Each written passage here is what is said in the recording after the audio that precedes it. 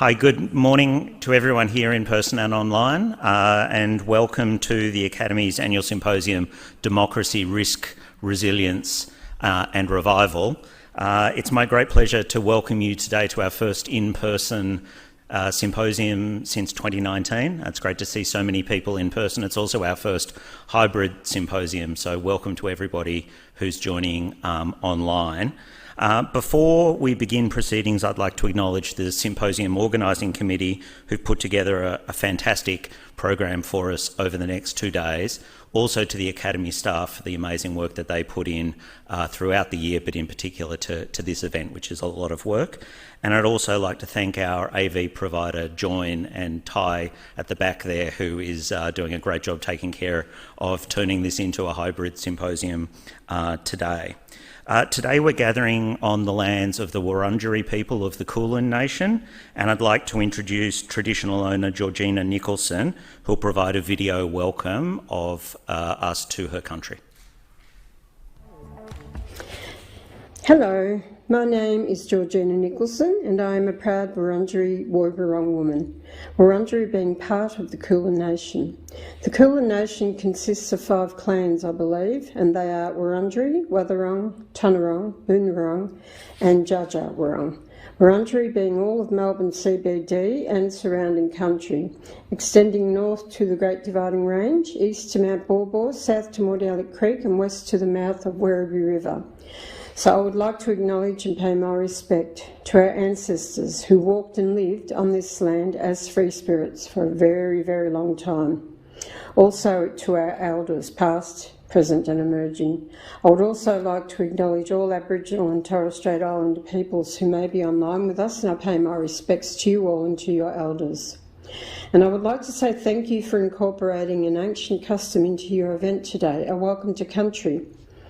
I would like to acknowledge Academy President Professor Richard Holden and symposium speakers and Academy Fellows.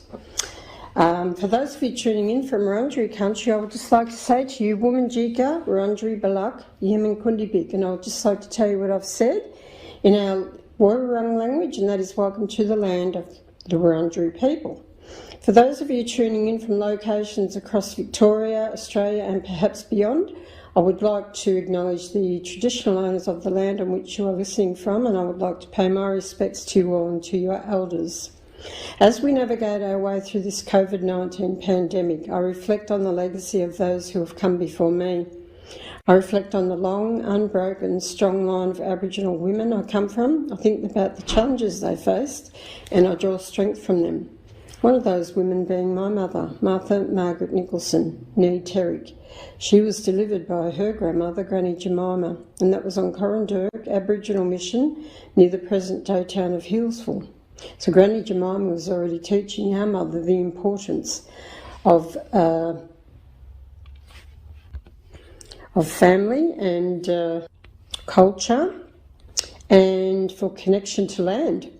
Years later, our mother met a deadly Irish man called Patrick, and that was on a blind date in Melbourne in the early 1930s. In 1937, Mummy and Daddy were married in a registry office back then, and they had 16 children, 8 boys, 8 girls, all single babies, no twins, no cheating, LOL. Sister Pat is the eldest, and I am the youngest. Sister Pat is an amazing senior elder who has made a lifelong commitment to her community. We do have a lot of sorry business in Aboriginal families and communities, but, you know, we must carry on the culture for our people as our ancestors did, and my mother and her mother and so on have done for us. I stand here today because of my mother, Martha Nicholson. She was a strong cultural woman who instilled great values in me. So William Barrack, his younger sister Annie Barrett, that is my direct bloodline. So we're all from the one woman, Annie Barrett, the Wurundjeri people. So one of our traditions being our Woiwurrung language is part of our rich, deep heritage, and I like to say our language has been sleeping, but now we are waking it up. And some of the ways we keep our culture alive is through songs, stories and performances. So the coronavirus pandemic has changed the world in ways we would never have imagined. And the implications for our community have been profound for our health, our well-being, and perhaps our jobs. But in many ways, this event online today has brought into focus the importance of relationships with family and connecting with one another as a community. I think we crave and need connection as people, and I didn't realise how important this was until the COVID hit. It has been quite a mentally challenging time, probably for most people, and a lonely time for myself because I live alone. So Aboriginal culture is the oldest, longest continuing culture. It goes back to 80,000 years plus. And we as Aboriginal people, we do know about, resilience, solidarity and connection to land. There have been no treaties with us up to date, and we have never ceded our sovereignty. So Wurundjeri would just like to ask everyone to please respect the land, the waters, the flora and fauna, and respect each other. Of course, we do that. So have a great event, take care and stay safe. Thank you. Thank you very much, Georgina, for that welcome, and I'd also like to pay my respects to any Aboriginal and Torres Strait Islander persons with us today, either in person or online. Before I introduce our first speaker, I wanted to make a brief announcement about a new fund, the Reschnitz Fund, made possible by the generous gift of Dr. Wilhelm Reschnitz to support early career and mid-career Aboriginal and Torres Strait Islander social scientists through research grants and to promote research leadership and excellence in the study of Indigenous society, culture and language through the establishment of a new award. I announced this fund last week at our AGM, and I'm delighted to share the news in person today. There's some background on Dr. Reschnitz in the program booklet, and I encourage you to have a look at that and the fascinating life he lived when you have a chance. I'd particularly like to acknowledge the support of Ralph O'Brien, who's the trustee of the Reschnitz estate, and the assistance of our former Academy President, Leon Mann, who was instrumental in introducing Ralph to the Academy and also in all stages of the planning of the Reschnitz Fund. So it's now my great pleasure to introduce John Dryzek, the first speaker for our symposium. John is the Centenary Professor at the Centre for Deliberative Democracy and Global Governance at the University of Canberra and was previously an ARC Laureate Fellow. He's speaking to us today on democracy for diabolical times. Welcome, John. Okay, thanks, Richard. Okay. So the title of my talk is Democracy for Diabolical Times. I've added a subtitle to make it perhaps a bit more cheerful. So there'll be 3 care packages for democracy that appear in my talk too. These may be seemingly diabolical times for democracy in terms of the range of challenges it faces, yet most times are diabolical for democracy in their own way. And these are no worse than some others, for example, the 1930s or World War II, when by 1942 the world was down to 9 democratic states from a high of 24 in 1922. We, including social scientists, political theorists, got very used to democracy after 1989 and perhaps didn't realise how rare and precious democracy is.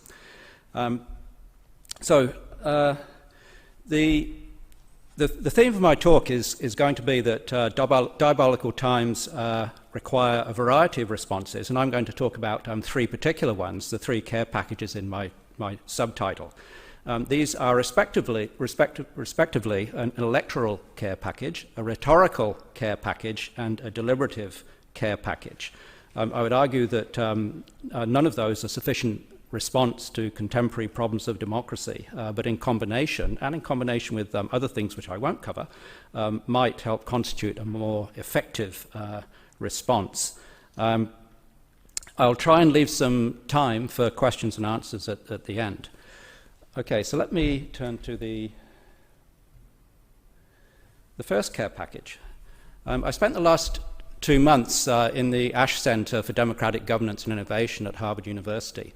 And the conversation there is very much a sort of one that agonizes about the contemporary problems of American democracy, where, of course, we see polarization driven by the extreme right, and Trump and his supporters in particular, which has now led to a situation where you have a majority of elected Republicans in Congress seemingly willing to overthrow democracy for the sake of their short-term partisan and political self-interests. The conversation in the US, at least in my experience, can be quite insular. And what I tried to do, along with one or two other people who were there in the Ash Centre at the same time, is actually sort of introduce a bit of a comparative dimension to this, with a view to seeing what the US might be able to learn from other countries, including Australia. So this is my Australian care package for the US.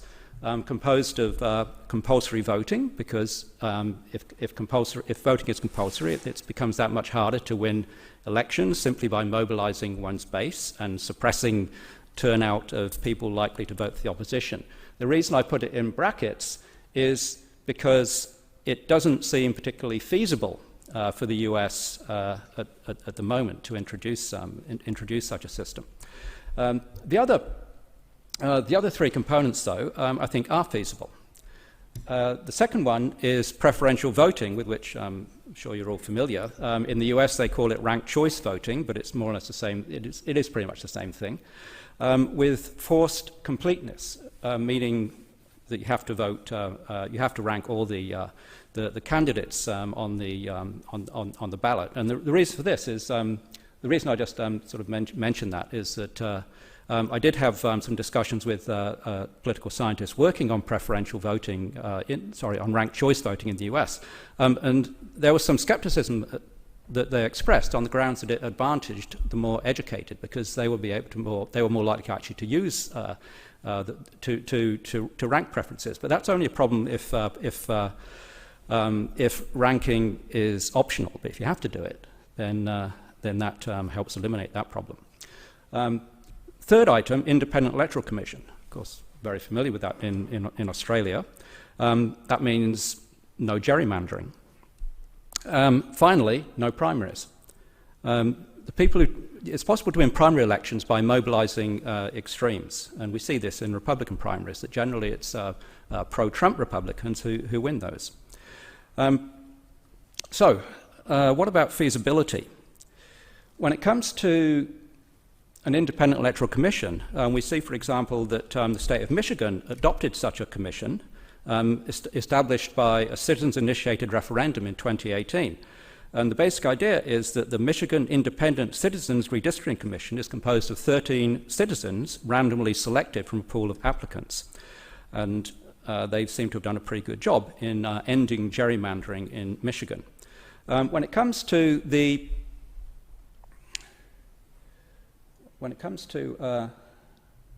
ranked choice voting, several states have actually already adopted this. So let me just take a quick look at the results for the Alaska Senate election that was recently, actually it was concluded at the end of last week, the final counting. Alaska is actually a place close to my heart. That I wrote a book on Alaska that was published many years ago. But the interesting thing about Alaska, the electoral system now in Alaska, is that it is ranked choice, or what we would call preferential voting. It too was established by a citizens-initiated referendum a few years ago. And the basic idea is that there are no partisan primaries. There's only one non-partisan primary. And the top 4 candidates from that primary go through to the general election. So these were the top 4 listed on this slide. And as you'll see, 3 of them are Republicans and 1 is a Democrat. So what was the result? Well, before the distribution of preferences, the winner by a very, very narrow margin was Lisa Murkowski, over Kelly Tshibaka, who was a pro-Trump Republican. Actually, it would have been cleaner from my example if Tshibaka had actually won on first preferences, but she didn't. It was very, very close. But we see that after the distribution of preferences, Lisa Murkowski wins quite handily.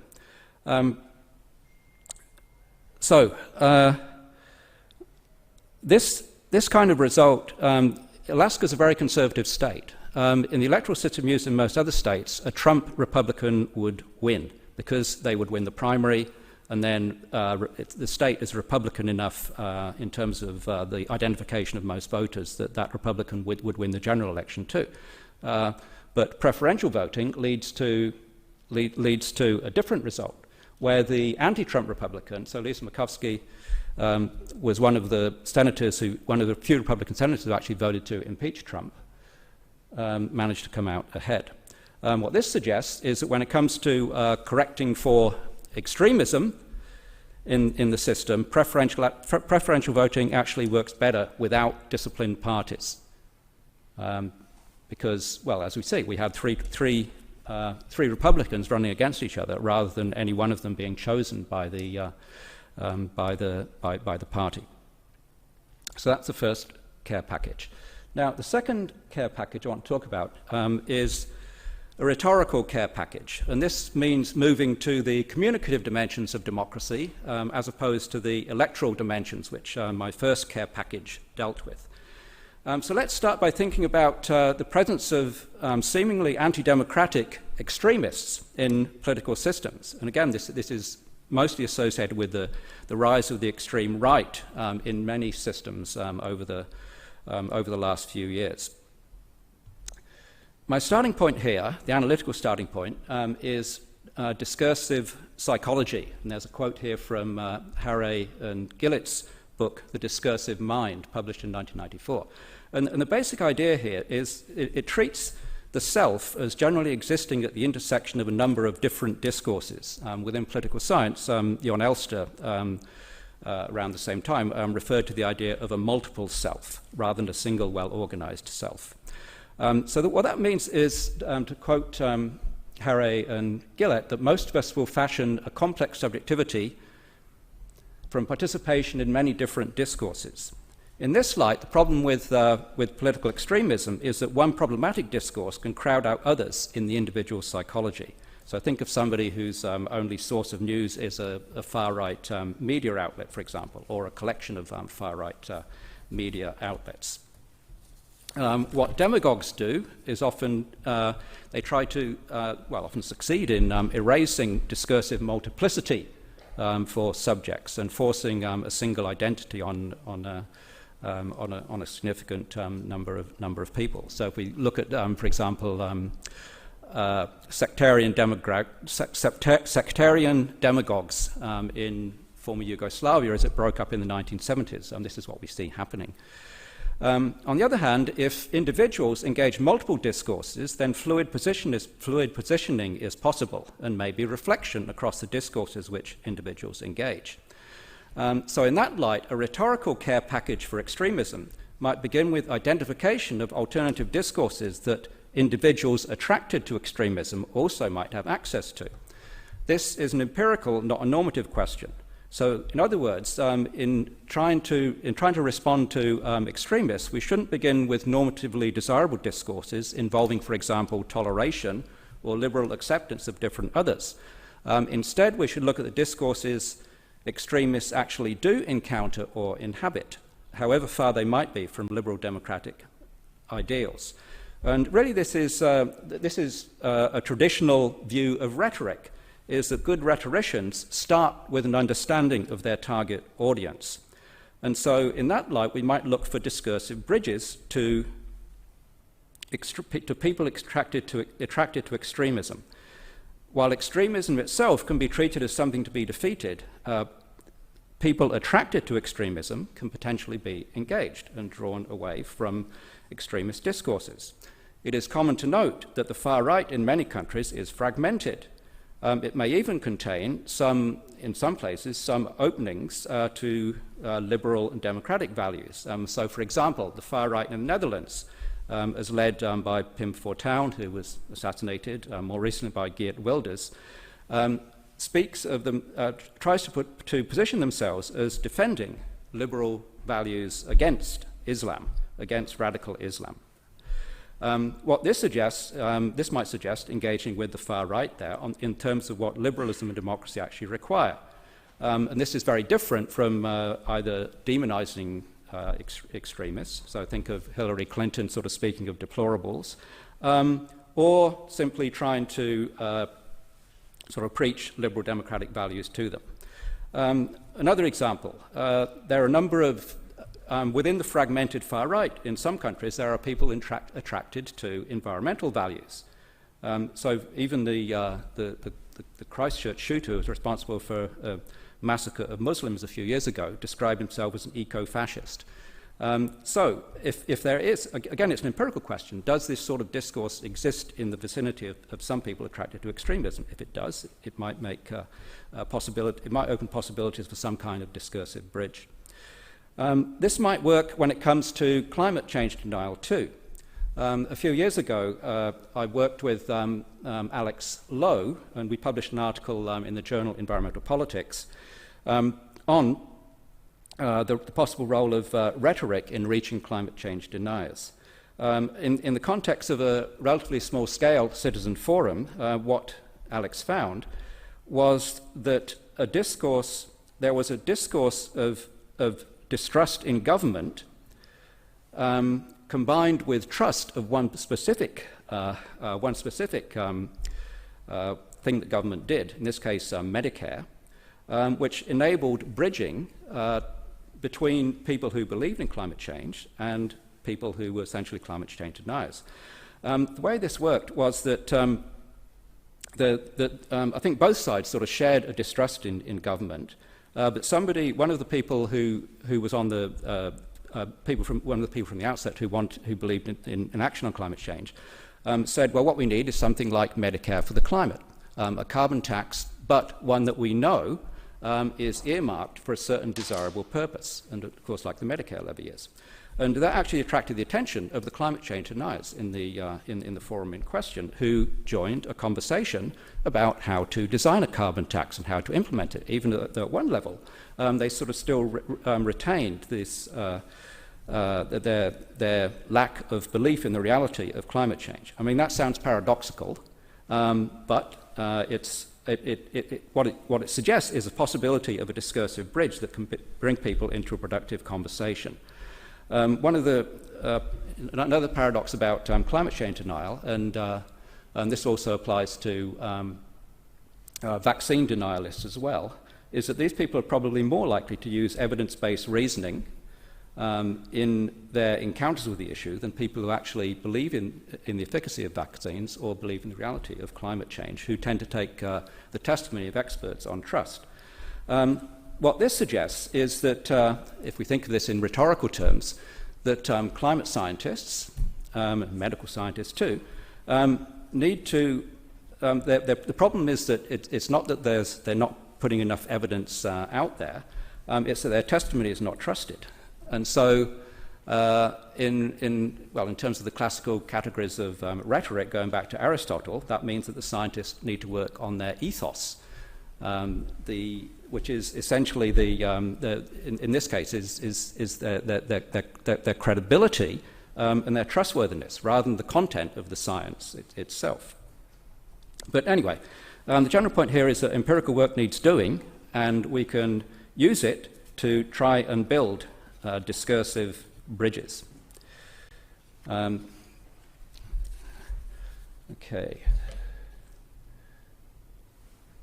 Before leaving rhetoric, I'll just mention an ARC project that I'm involved with at the moment. This is it's actually got a very large number of investigators, including my colleagues Solène Urchan and Jordan McSwiney, Peter Ballint from UNSW, Jensen Sass from ANU, Jeffrey Alexander for Yale, and a few others working on particular cases.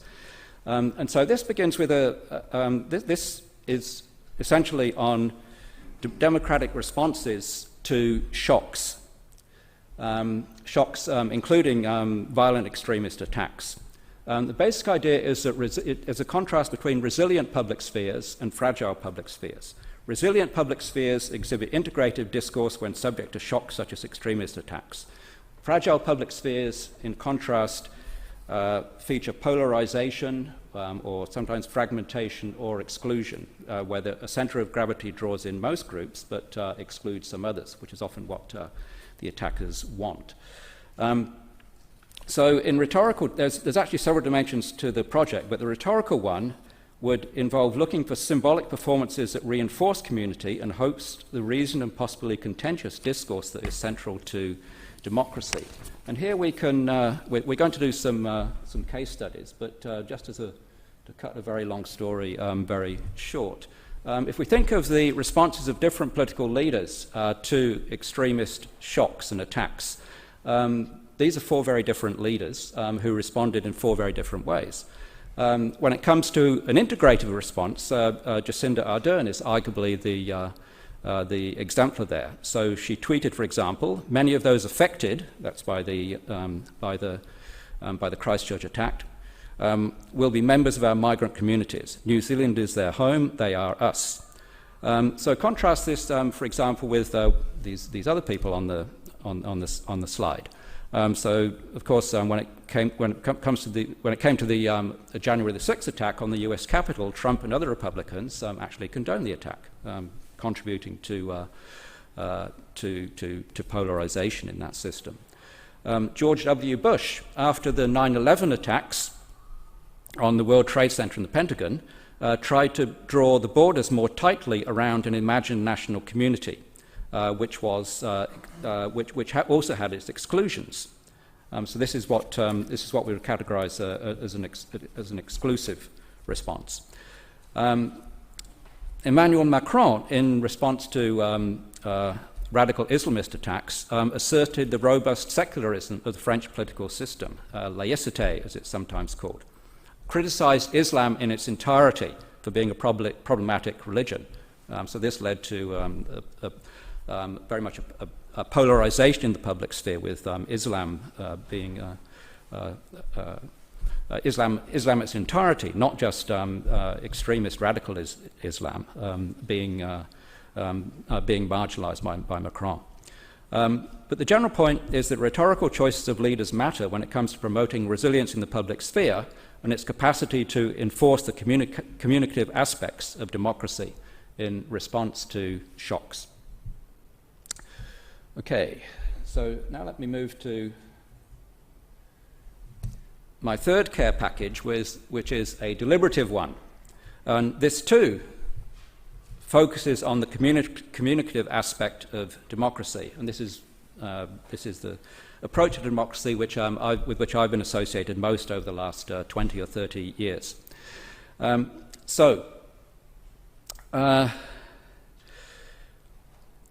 One of the relatively novel aspects about these particular diabolical times for democracy is the novel communicative environment. And this is well known, so I won't go into the details, but involving things like post-truth politics, fake news, social media algorithms which divide people into enclaves and filter bubbles, the kind of vitriol and abuse that social media enables, and so forth. So all that's relatively well known.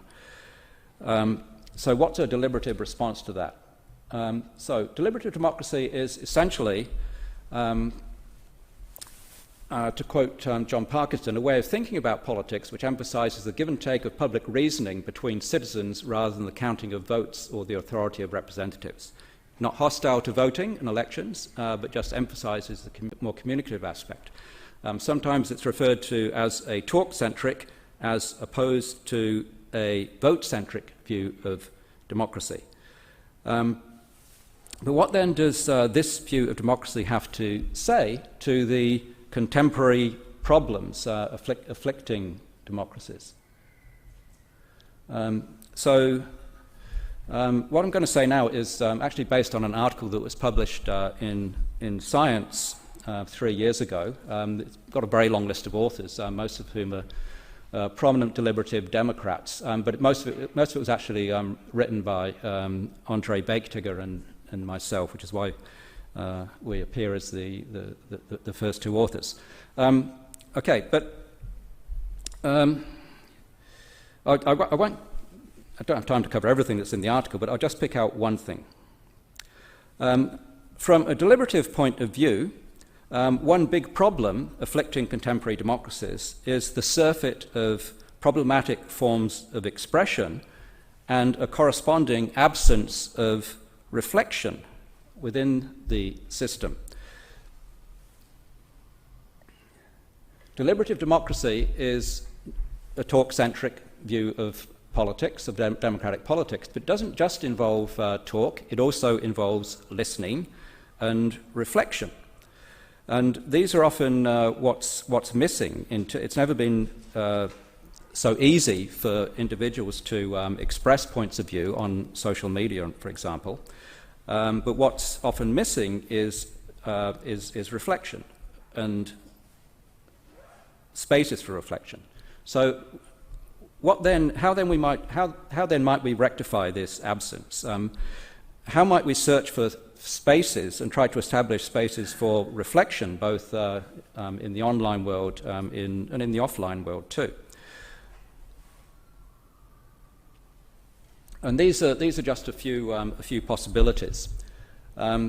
So the first one is citizens' initiative review, and this I put Oregon in. I used to live in the state of Oregon a long time ago, and it was originally instituted there in conjunction with referendums.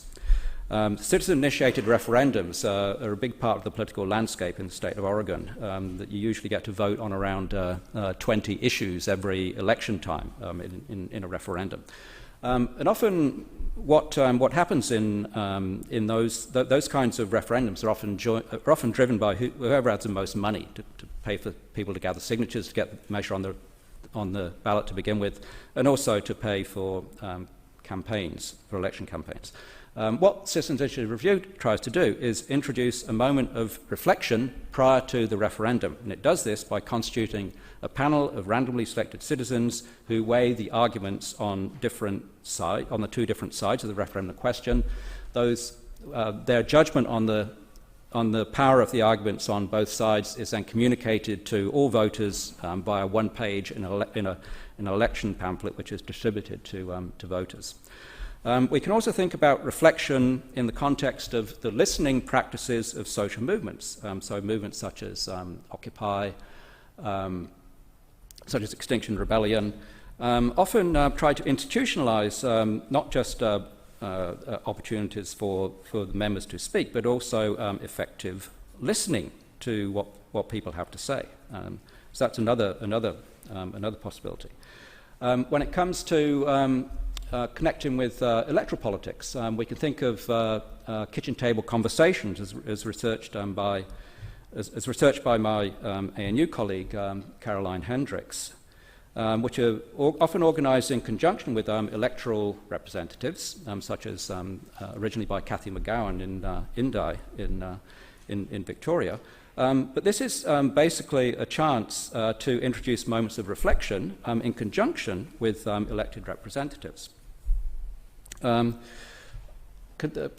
Actually, I'll refer to another project that I'm involved with here, Connecting to Parliament, which involves organising more or less randomly selected citizens forums to meet with their local member of Parliament. So we've organised those in conjunction with two members of Parliament in the ACT, Andrew Lee and Alicia Payne. And the idea is to expand that to other parties, to independents as well. The next one, crowdsourcing judgments about the reliability of sources. There's an article in the Proceedings of the National Academy of Sciences a few years ago by Pennycook and Rand, which suggests that ordinary citizens are actually pretty good at reaching judgments about the reliability of different news sources, and those judgments could then be used to reform social media algorithms to help determine what kind of news individuals get exposed to. A maximal approach here would be it builds on the finding that ordinary lay citizens have one particular virtue which is often missing in politics in general, and that is the virtue of reflection. When it comes to a jury trial, we trust ordinary members of the jury, just ordinary lay citizens, to reflect on the merits of different arguments. We can think of that in the context of possible institutional reform in politics too. The maximal version of this would see an upper house constituted not by election or appointment, it's in the case of the UK's House of Lords, but instead by sortition or random selection. And there's increasing interest in this in many places. And in Belgium, actually, they seem to be in the process of moving more towards this sortition model of politics and introducing permanent institutions, for example, in the government of Brussels, in one of the regions of Belgium as well. These then my three packages. The general point is that no package alone is enough. That there are multiple possible packages. It's possible to think about the intersection of them. So I've talked about the rhetorical and the deliberative care packages as two different things. But in fact, we can think of the rhetorical package in terms of its capacity for promoting deliberation within the system. So there are all kinds of intersections between these different care packages that also merit attention. So with that, I'll finish, and I think that gives us a bit of time for questions.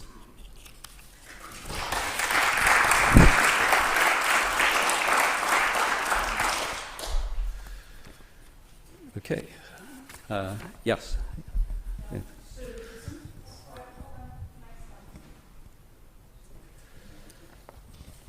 Sue Richardson, could you tell me the role of money? Right. And possibly monopoly media ownership? Yeah. Okay, the role of money. That's one thing I didn't talk about, but of course it's massive. I actually sort of hate to reply with a reference, but I wrote a book that's published in 1996 called Democracy in Capitalist Times, which dealt not just with the role of money, but also the structural problems of locating democracy in a capitalist system. It's an enormous problem, and I think it's true in many political systems. There are, I mean, in some ways, though, it has a pretty easy solution, which is public financing of election campaigns. The problem, of course, is trying to induce the parties, the politicians who benefit from the current system, to accept that, and then it would also involve the elimination of private funding. So I mean, it's a big ask, but I think that would make an enormous difference. Yeah. Thank you. Frank Bongiorno, ANU. John, you've got a lot to say about political parties in relation to democratic norms. I mean, you mentioned the primary as something that it might be best to avoid, at least in certain kinds of constructions or formulations. But I wondered about in systems of, as we have here, effectively still party government, how these kinds of care packages, I guess, might sit within a political party context where there does seem to be a non-conformity with democratic norms in many instances. Yeah. Okay. Yeah, you're right. I didn't say anything much about parties. There's a sort of number of different possible approaches there. There is, in terms of the deliberative care package, there are people who've done work on the deliberative qualities of political parties, which are often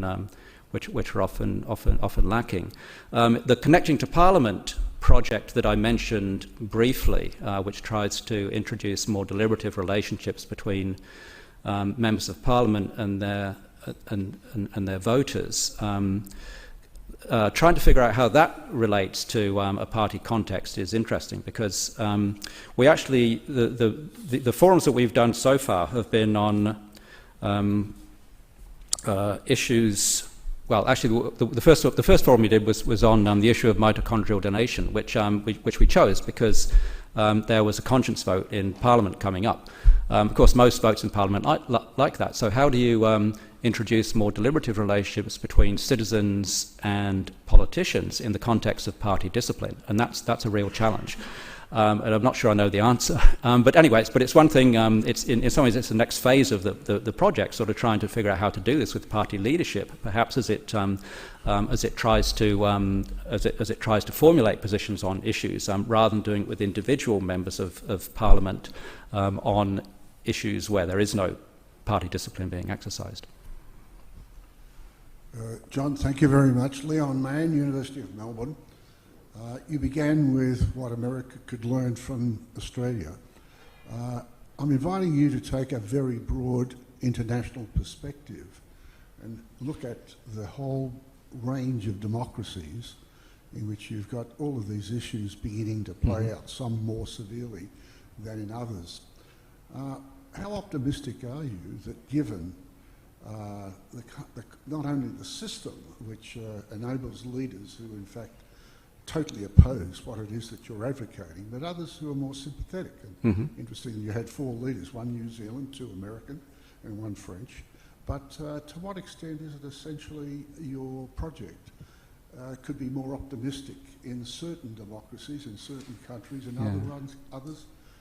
It's already, the game is over, or it's going to be extremely difficult to have this grassroots, citizen-led, responsive, reflective, and all the rest of it.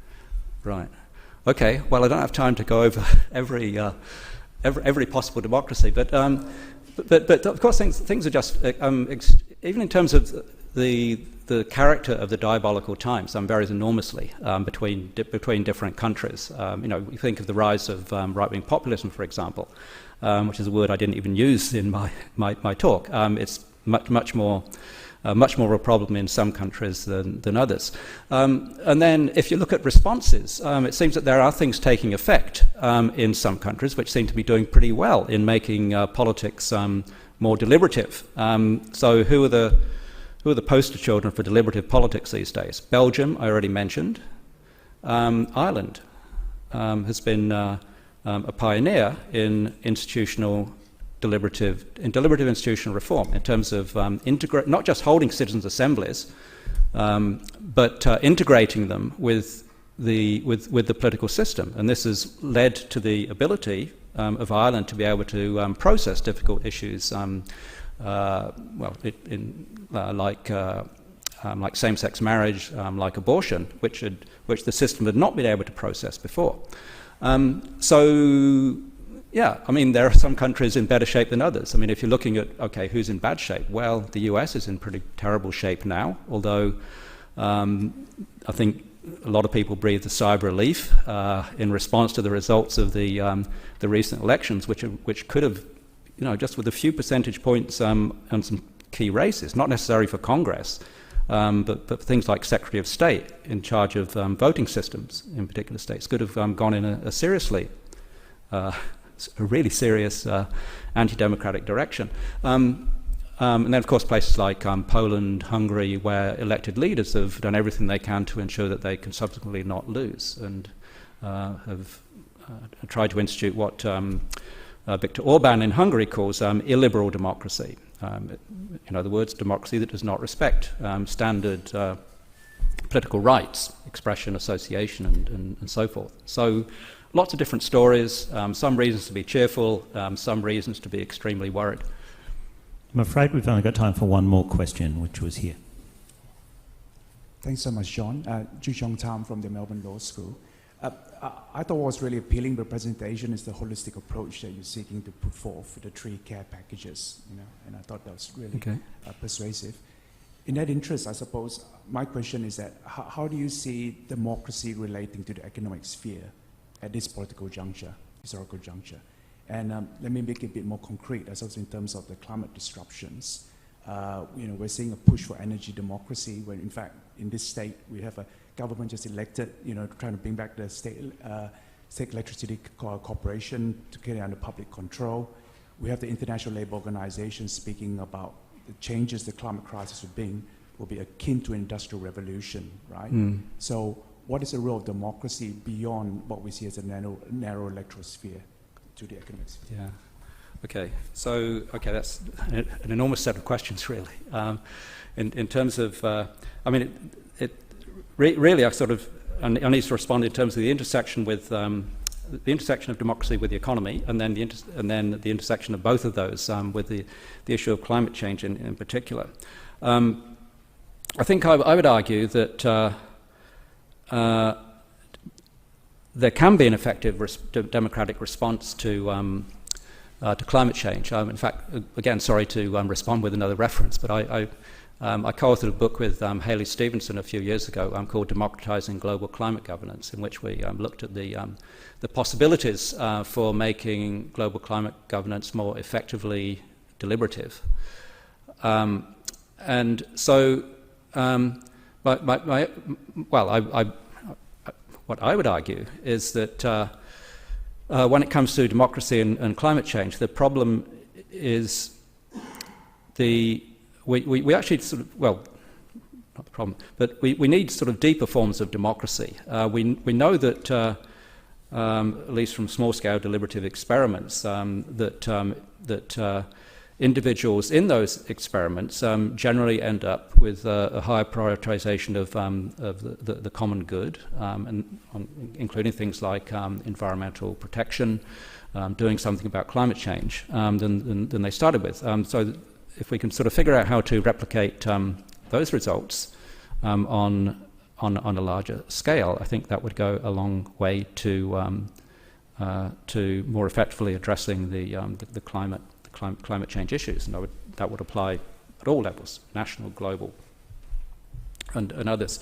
Of course, there's a massive problem in confronting the power of fossil fuel interests, which is so insidious. If you look at the recent Conference of the Parties of the UN Framework Convention on Climate Change in Egypt, who was there in enormous numbers? Well, it was fossil fuel corporations trying to do their best to pretend they care and making sure that international agreements don't hurt their core interest.